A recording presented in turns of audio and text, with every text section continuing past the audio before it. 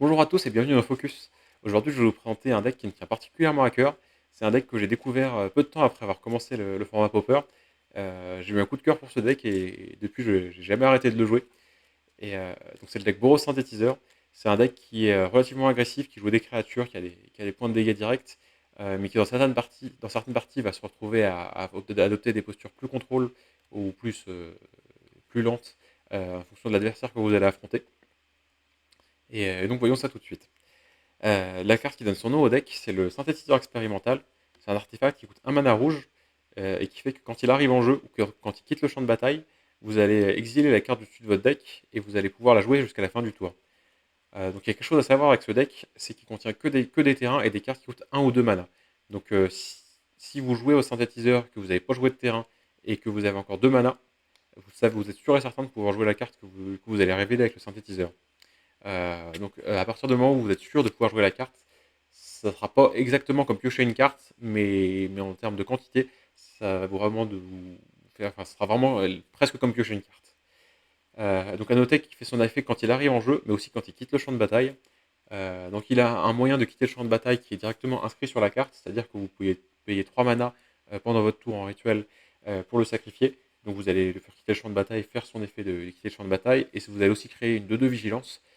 C'est quelque chose qui arrive régulièrement dans les parties, mais c'est quelque chose que vous voulez pas faire, que vous voulez pas faire tout de suite. C'est quelque chose que vous ferez que quand vous aurez plusieurs synthétiseurs et que vous êtes prêt à en sacrifier un. Mais la manière dont vous allez abuser du synthétiseur avec ce deck, c'est que vous avez des créatures qui vous permettent de le renvoyer un main. Donc ces créatures, il y en a deux différentes. La première, c'est le Faucon de Rutilance. Donc c'est une 2-2 vol pour un mana, qui est très bien staté pour son coup. La carte a un défaut pour compenser son body, c'est que vous devez renvoyer un artefact que vous contrôlez dans la main de son propriétaire, enfin dans votre main, quand elle arrive en jeu. Sauf qu'évidemment dans ce deck, on fait tout pour que ce défaut soit un avantage. Donc ça va être, donc si vous remontez synthétiseur avec, ça va être une 2-2 vol pour un mana qui va vous faire piocher une carte quand vous remontez le synthétiseur, parce que vous allez le faire quitter le champ de bataille, et vous allez pouvoir rejouer le synthétiseur qui va vous faire l'équivalent de repiocher une carte. Bon, même si encore une fois, c'est pas exactement de la pioche, c'est que vous pouvez jouer jusqu'à la fin du tour, mais en faisant attention à quand vous jouez vos cartes, ce sera un peu équivalent. Donc ce sera une 2-2 vol pour un mana qui vous fera l'équivalent de piocher deux cartes. Donc c'est juste extrêmement efficace et en plus ça reste une 2-2 vol, donc c'est une source de pression avec ce deck. Et l'autre carte qui vous permet de faire ça, donc elle est un peu plus chère mais elle est tout aussi bien, c'est la Pêcheuse Céleste Core. Donc c'est une 2-3 vol pour 2 mana qui vous demande de renvoyer un permanent que vous contrôlez dans votre main. Donc elle coûte plus cher que l'aigle pour seulement un point d'endurance en plus. Mais déjà, il y a des situations où le point d'endurance est pertinent. Et surtout, vous pouvez remonter n'importe quel permanent. Vous n'êtes pas obligé de remonter un artefact. Donc vous pouvez remonter des terrains si c'est nécessaire. Vous pouvez remonter d'autres, tout ce qu'on verra par la suite. Voilà. Donc évidemment, avec ces deux créatures-là, ce qu'on a envie de faire, c'est remonter le synthétiseur. Mais des fois, vous n'aurez pas le synthétiseur parce que c'est le début de partie ou parce que vous n'aurez pas de chance sur votre pioche, etc. Donc on a un plan B pour ça. Donc le deck joue des Lembas, donc c'est une nourriture, donc vous pouvez la sacrifier en payant 2 mana pour gagner 3 points de vie et la mélanger dans votre deck. Mais surtout, c'est un effet d'arrivée en jeu qui va vous faire une option, c'est-à-dire que vous allez regarder la carte du dessus de votre deck, la mettre soit au-dessus, soit en dessous, donc faire un regard 1, et vous allez piocher une carte. Donc c'est évidemment moins efficace que le synthétiseur, parce qu'il coûte 2 mana, et parce que il a pas d'effet, il fait pas son effet quand il quitte le champ de bataille, mais ça reste un bon plan B, et dans certaines situations, ça peut être quand même intéressant de mettre les cartes dans votre main plutôt qu'en exil et les jouer jusqu'à la fin du tour. Mais ça reste quand même généralement le plan B, et on préférera faire beaucoup plus de value avec le synthétiseur. Même si c'est intéressant d'avoir les deux, notamment parce que le Lembas, vous pouvez le faire quand il vous reste que 2 mana, sans vous préoccuper de ce que vous pourrez jouer ou ce que vous ne pourrez pas jouer si vous réveillez la carte du synthétiseur. Et il y a une troisième carte qu'on joue en moins d'exemplaires, généralement on n'en joue que deux, mais qui est très efficace également, c'est le Sentier Sucré, donc qui coûte un mana, quand il arrive en jeu, il vous fait un regard 2, ça sera moins efficace que les autres cartes évidemment, puisque regard 2 c'est moins intéressant que piocher une carte, ça vous fait que de la sélection, ça ne vous fait pas de card advantage. Mais à noter déjà que le Sentier Sucré se recycle, c'est-à-dire que vous pouvez, quand il est en jeu, vous pouvez payer 2 et le sacrifier pour gagner 3 points de vie et piocher une carte. Donc les 3 points de vie dans certains match-ups sont vraiment très appréciables, mais surtout ils se remplacent, donc c'est pas une carte perdue. C'est une carte qui a plusieurs avantages. Le premier avantage, c'est sa synergie avec le synthétiseur. C'est-à-dire que le synthétiseur, le problème, c'est que pour le jouer, vous avez toujours besoin d'avoir un peu de mana, de pouvoir avoir joué de terrain éventuellement, pour être sûr de pouvoir jouer la carte que vous révélez. Et donc, quand vous pouvez pas vraiment les faire à l'aveugle quand vous avez plus beaucoup de mana.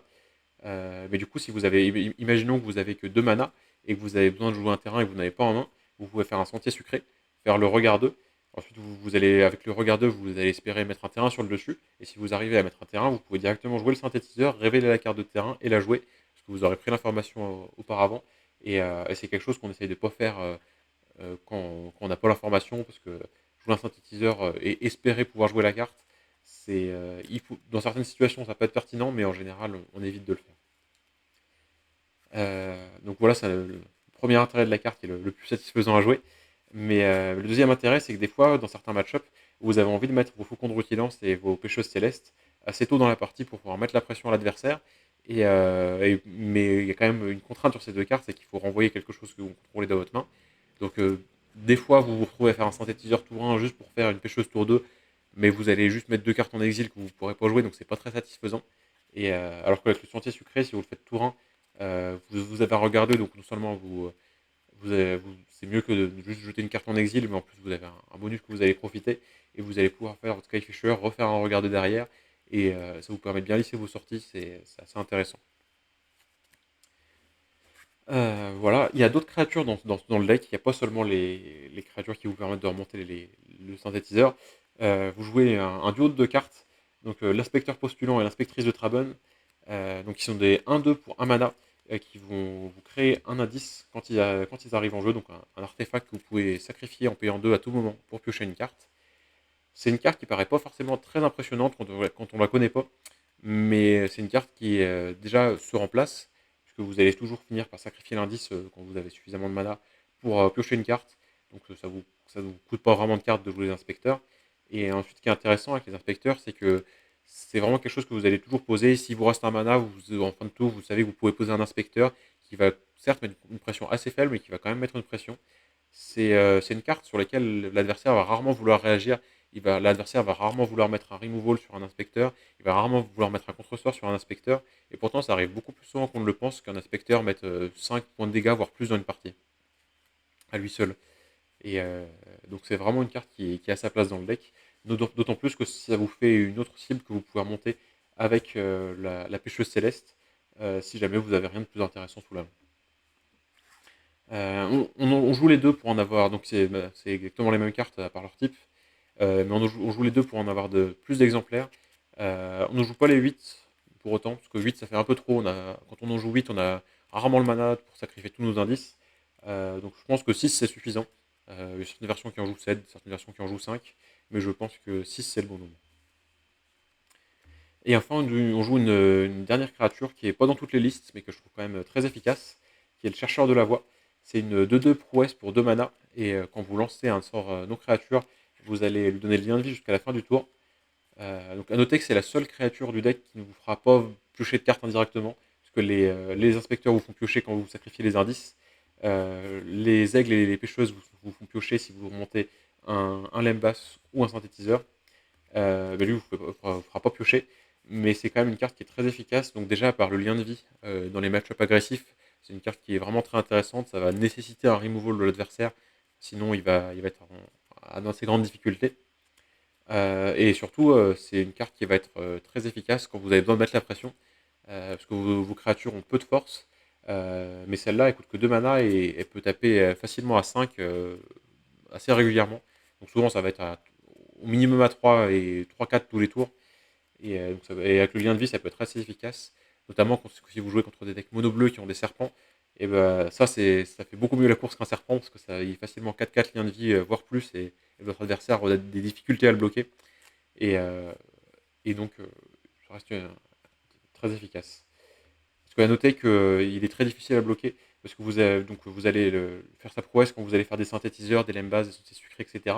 Mais que le deck a aussi beaucoup d'éphémères, et donc ça le rend difficile à bloquer en combat, parce que si vous faites un removal, enfin si votre adversaire prend un double bloc, que vous faites un removal sur une des créatures, et qu'en plus vous faites grossir votre chercheur, ça crée vite des situations où l'adversaire n'a pas vraiment le droit de bloquer. Et enfin, la dernière catégorie de cartes qu'on n'a pas encore vu dans le deck, c'est des gestions. Donc les premières gestions qu'on a, c'est des dégâts directs. Donc on a la foudre qu'on ne présente plus, donc 3 dégâts à n'importe quelle cible pour un mana en éphémère, c'est presque imbattable. Mais le deck fait quand même mieux, parce qu'on joue la salve zingante, qui va mettre 4 points de dégâts à n'importe quelle cible en éphémère pour un mana rouge, si on contrôle 3 artefacts. Si on contrôle pas 3 artefacts, ce sera que 2 points de dégâts. C'est quelque chose quand même auquel il faut faire attention. Mais on a quand même beaucoup d'artefacts parce qu'on a les synthétiseurs, les lembas, etc. et les sentiers sucrés, tous les artefacts qui font un effet d'arrivée en jeu, plus tous les indices créés par les inspecteurs. Et on va voir après qu'on joue aussi quelques terrains artefacts qui aident à contribuer au compte. Donc en début de partie, vous n'aurez pas tout de suite l'art des métaux qui vous permet de mettre 4 dégâts, mais ça arrivera quand même relativement vite. Et en fin de partie, il n'y aura aucune difficulté à ça. Voilà, donc c'est deux sorts de gestion qui sont très efficaces, mais il ne faut pas oublier que ça va aussi dans la tête, et c'est aussi une des grandes forces du deck, c'est qu'il y a beaucoup de parties où vous allez mettre des points de dégâts en début de partie avec vos inspecteurs, avec vos 2-2 vols, avec vos 2-3 vols, etc.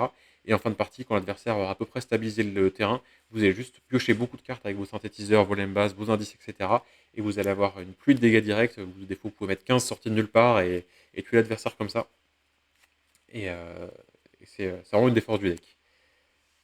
Une carte qu'on va jouer quand un seul exemplaire, qui fait pas mal de. Enfin, c'est assez consensuel d'en jouer qu'une seule, c'est les munitions improvisées. Donc un enchantement que vous jouez pour deux, et ensuite à tout moment vous pouvez payer un mana pour sacrifier une créature ou un artefact que vous contrôlez pour mettre un dégât à n'importe quelle cible.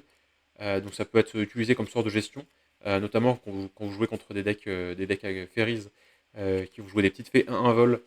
Si vous arrivez à résoudre des munitions improvisées, c'est très agréable après la partie pour vous, je vous le garantir. Mais généralement, ça va quand même être une carte que vous utilisez pour finir l'adversaire, pour lui mettre beaucoup de points de dégâts d'un coup. Et en sacrifiant tout ce que vous avez, vos terrains artefacts, vos indices, vos inspecteurs, et même vos créatures, vos autres créatures, si ça vous donne de quoi tuer l'adversaire. Et on a deux autres sortes de gestion qui servent à gérer les autres situations, parce qu'on a des gestions très efficaces pour les créatures de taille petite à moyenne, mais les grosses créatures peuvent nous poser problème. La première carte que je joue en 3 exemplaires, c'est le voyage vers le néant. Donc c'est une cage qui, quand elle arrive en jeu, exile une créature, et quand elle quitte le jeu, rend la créature à son propriétaire. Ce qui arrive assez rarement en Pauper, on a peu de gestion d'enchantement. Ça peut arriver bien sûr, mais c'est plus de la gestion d'artefacts qu'on a généralement. Donc c'est une carte que vous allez vouloir absolument avoir pour tous les decks qui jouent des chrysalides. Parce que la chrysalide, si vous n'avez pas de gestion comme ça, c'est un vrai problème. Elle vous stoppe totalement votre agression sur le board. Et à contrario, si vous avez un voyage vers le néant au moment où la chrysalide arrive, vous pourrez continuer d'agresser et continuer votre plan de jeu. Généralement, l'adversaire sera dans une mauvaise posture. A noter qu'il faut faire attention avec cette carte, parce que si vous jouez cette carte et que l'adversaire a qu'une seule créature et qu'il la sacrifie en réponse, vous aurez plus de cible et du coup vous serez obligé de cibler une créature à vous, et donc vous serez obligé d'exiler une de vos créatures. Après, c'est pas quelque chose de dramatique, parce que si vous exilez une de vos créatures, imaginons que vous exilez un aigle et vous exilez un aigle avec, plus tard vous pourrez piocher une pêcheuse céleste et vous pourrez remonter le voyage vers le néant dans votre main, et donc vous allez récupérer votre aigle et en plus récupérer votre voyage vers le néant dans votre main et reprofiter de l'effet d'arrivée en jeu de l'aigle. Donc c'est pas très grave, mais c'est quand même quelque chose qu'il faut prendre en compte, et il faut faire attention à ça. Il ne faut pas se faire prendre par surprise. Voilà. Le dernier sort de gestion qu'on a, c'est un peu le couteau suisse du deck. Il permet aussi de gérer des chrysalides, donc c'est le charme de Traben, qui va faire soit des points de dégâts en fonction du nombre de créatures qu'on contrôle et en infliger le double, qui va être utile pour gérer plein de gros pâtés qu'on peut rencontrer. Mais ça peut aussi détruire un enchantement ou exiler les cimetières. Donc on n'en joue que deux, mais c'est vraiment une carte qui est très efficace et on est généralement bien content de l'avoir. À noter que le voyage vers le néant et le charme de Trabon, c'est les deux cartes qu'on n'est pas garanti d'avoir. Enfin, c'est les deux cartes qu'on n'a pas forcément toujours envie de révéler quand on joue synthétiseur, parce que ça arrivera qu'on n'aura pas de cible et que ça parte dans l'exil à jamais. Mais le deck a vraiment besoin de gestion pour les grosses créatures, et en plus, la polyvalence du Trabon Charm est vraiment indispensable. Donc c'est des sorts qu'on est un peu obligé d'avoir.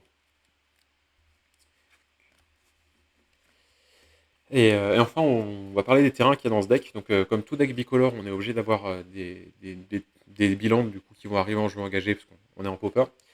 Donc on va jouer 4 promontoires ROD généralement, donc c'est un terrain qui met un point de dégâts à l'adversaire quand il arrive.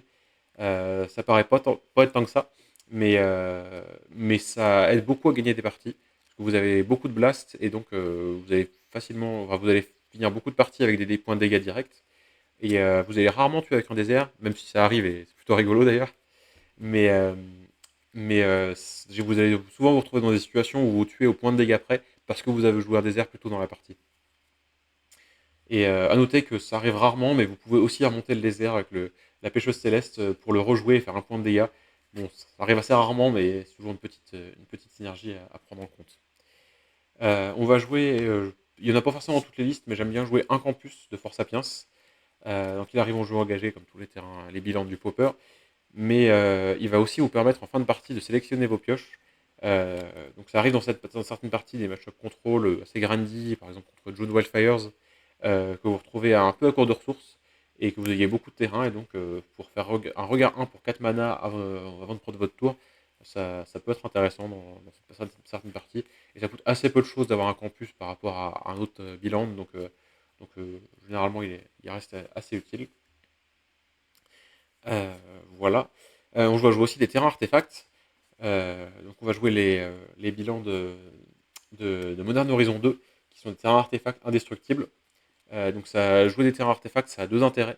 Le premier, c'est que ça va vous aider à avoir l'art des métaux pour la salve zingante, et donc à faire 4 points de dégâts à votre adversaire ou à une créature plutôt que 2. Et l'autre intérêt, c'est que ça vous permet aussi de sacrifier vos terrains avec la munition improvisée, puisque du coup ça vous permet de sacrifier un artefact ou une créature, et du coup vous pourrez sacrifier vos terrains pour les envoyer sur l'adversaire, notamment. Et on va aussi jouer des terrains artefacts qui sont monocolores, donc l'ancienne tanière et le grand fourneau. On pourrait en jouer 4 de chaque pour avoir le maximum de choses à envoyer sur l'adversaire et le plus grande facilité à avoir salve zingante. Mais généralement, on joue moins que ça. Dans ma version, je joue que 2 de chaque. Parce que les cartes qui détruisent ou qui exilent les artefacts sont vraiment très présentes en popper. Tous les decks tous les decks ou quasiment tous les decks vont en avoir dans leur réserve. Et vous êtes un deck qui se base sur les artefacts. Donc vous savez que après, aux parties 2 et 3, votre adversaire aura rentré des cartes pour gérer des artefacts. Donc avoir trop de cartes de terrain qui sont des artefacts, ça peut être un peu dangereux. Donc je me limite à 2 de chaque. Je trouve ça plus prudent. Et donc maintenant, on va pouvoir parler de la réserve. On a accès au blanc dans ce deck. Donc il y a peu de decks blancs en popper, mais ce deck en fait partie. Et donc on a accès à une carte qui est très puissante. Bon là je l'ai en italien, mais c'est Dust to Dust. Donc c'est une carte qui coûte 3 mana et qui va vous permettre d'exiler 2 artefacts de votre choix. Donc ça va être bien contre beaucoup de decks qui jouent des terrains artefacts, que ce soit des ponts ou les terrains artefacts monocolores. Donc c'est le match-up où c'est le plus impressionnant, c'est évidemment contre Affinité. Vous allez pouvoir exiler soit 2 terrains de l'adversaire en début de partie, soit 2 créatures ou une fontaine de sang et une créature, ou etc. Et c'est vraiment extrêmement puissant. C'est aussi utile contre des decks qui ne sont pas à fond sur la mécanique d'artefacts. Donc ça peut être utile contre les decks qui jouent des synthétiseurs, que ce soit Boros ou Mardus synthétiseur. Et c'est aussi une carte qui est utile contre June Wildfires, puisqu'il joue des ponts, il a beaucoup besoin de mana pour lancer ses sorts, pour faire ses sorts de pioche, etc. En plus, il a des familiers et des fontaines de sang qu'on est content de toucher au milieu, en fin de partie. Donc c'est vraiment une carte très très puissante.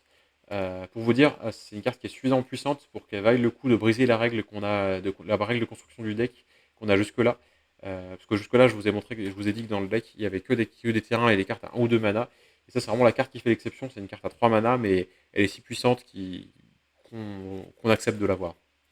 Et du coup, c'est quelque chose qu'il faut prendre en compte, évidemment, quand vous la rentrez, quand vous jouez vos synthétiseurs, il faut prendre en compte le fait que vous allez pouvoir révéler une carte qui coûte 3 mana, et donc il faut faire attention à ça, à jouer peut-être de manière un peu plus conservative sur les synthétiseurs. Euh, donc on va aussi jouer des gestions de masse. On va jouer le danger tectonique qui va mettre un point de dégâts à l'adversaire et à toutes ses créatures. Donc c'est pour les decks qui vont faire un board large qu'on va pas pouvoir, ou sur lequel on va pas pouvoir mettre des gestions sur toutes ces créatures. Que ce soit Elf, Mono Blanc ou Fairies par exemple, même si on a déjà un très bon match-up contre Fairies, ça vous permet de faire le ménage et de vous remettre un peu mieux dans la partie. Euh, Comme tous les decks rouges, on va jouer des salves élémentaires rouges pour se protéger contre les decks bleus qui vont eux rentrer des salves élémentaires bleues, donc c'est le classique du popper. Mais c'est quand même une carte qui est important d'avoir pour se protéger des contresorts, parce que si on vous contre tous vos synthétiseurs, tous vos lembas, le deck il va moins bien tourner a priori, donc c'est quand même important de pouvoir se protéger un petit peu. Comme beaucoup de decks, on va avoir aussi de la gestion de cimetière.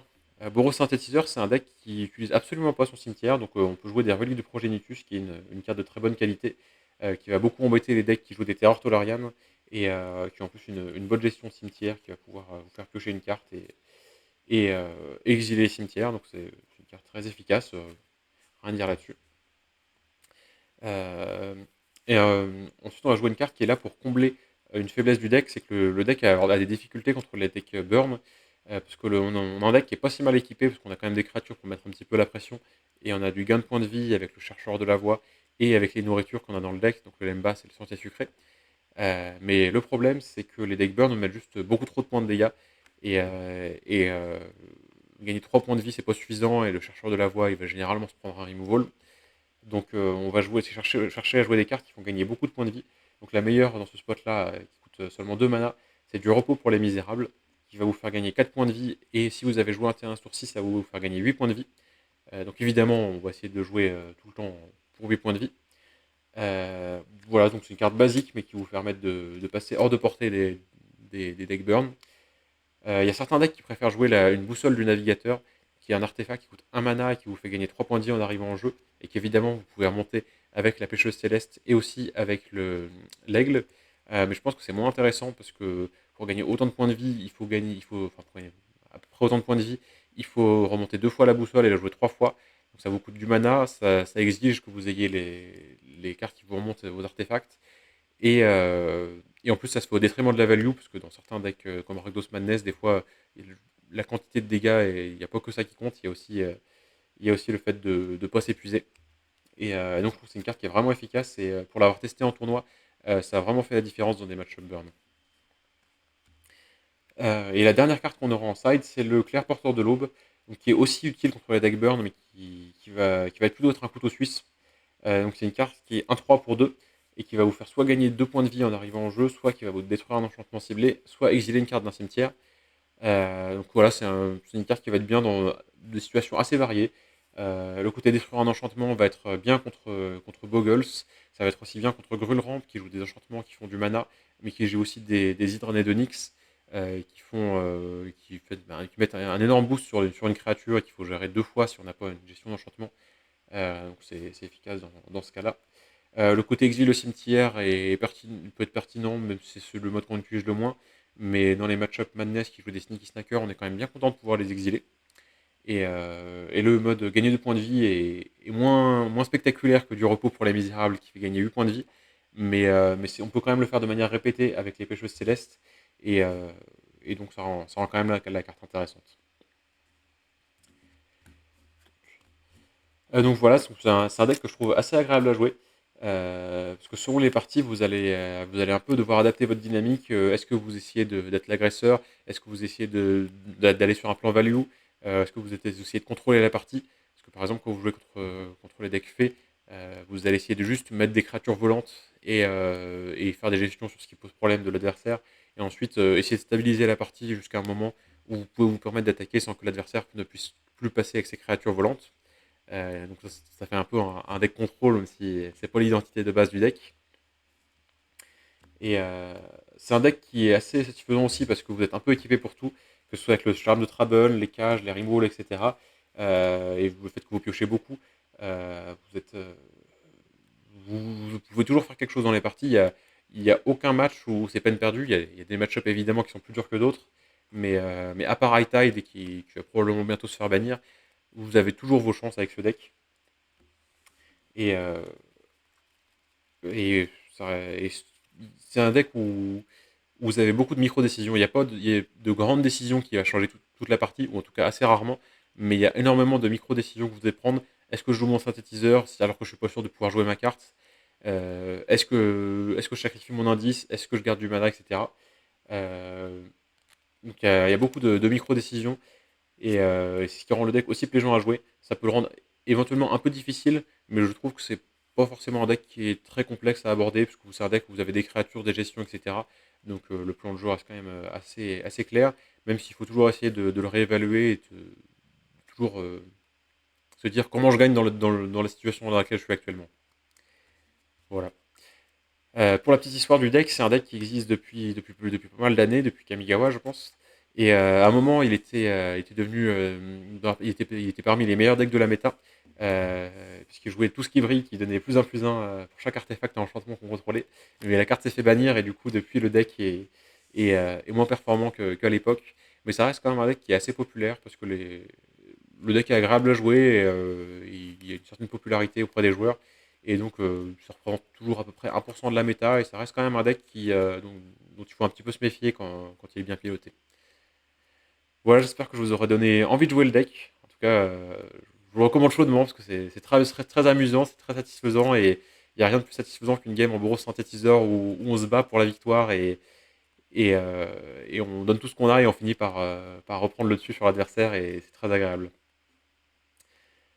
Et voilà, donc j'espère que ça vous donnera envie, et on se retrouve une prochaine fois pour un prochain focus.